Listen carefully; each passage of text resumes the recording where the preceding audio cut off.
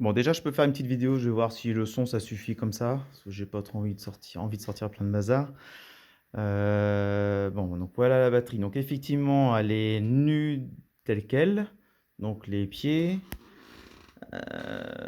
Voilà, c'est très léger, ce qui est pas mal. C'est léger et assez compact. Donc voilà le pied que j'ai modifié. J'ai ajouté juste une perche dans l'ancien support de fût, mais j'ai encore tout ce qu'il faut pour remettre un fût si on veut, en fin de compte. Je donne les pièces que j'ai d'avance. Les pots, alors ça, c'est des marques de colle, parce que en fait, j'avais fait des essais en collant, et ainsi de suite, des choses, mais ça n'allait pas dans mes prototypes. Donc, bon, ça n'ennuie en rien du tout, mais c'est l'esthétique. Mes capteurs qu'on voit en dessous, donc là, on voit, hop, donc tu vois, c'est une double zone, donc il y a la photo, mais il y a un autre piezo là, un piezo ici. Donc le tome, le 10 aussi, il a son piezo. Piezo aussi pour le 14 pouces, le tome basse, et aussi forcément pour la grosse caisse, on voit le support derrière, et là, ici, on voit, si j'appuie un peu, on voit la mousse en fait qui vient appuyer. Enfin voilà, donc c'est équipé pareil. Tout ça, ça sort de petits jacks discrets, très discrets là. On peut voir ici. Donc tous les tomes, c'est comme ça. J'ai fait quelque chose de propre. L'autre côté, la caisse claire, elle doit être là. C'est un noir parce que j'avais que ça pour faire le stéréo. Puis c'est en double zone et la grosse caisse ici. Voilà. Donc c'est une batterie que j'ai entièrement modifiée, comme expliqué. J'ai tout coupé, refait les chanfreins, voilà.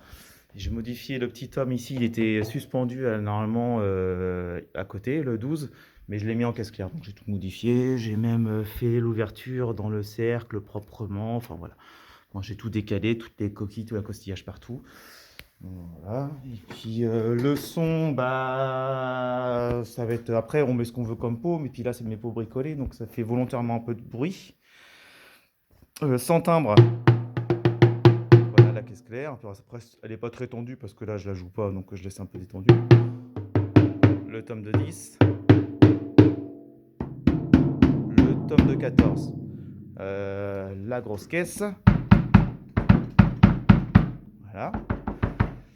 Et la caisse claire avec le timbre, parce que l'avantage, c'est qu'il y a quand même le timbre, même si c'est trigué.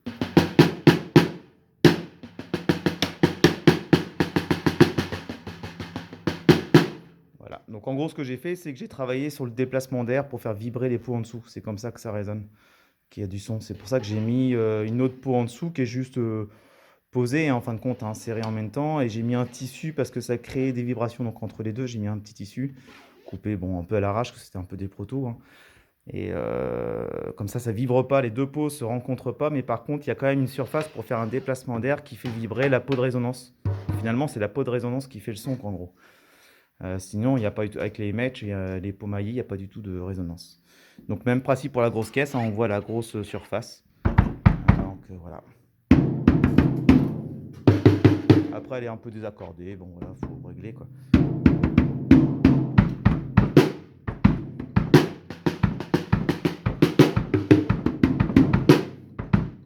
En gros, c'est calé pour aller avec des cymbales low volume.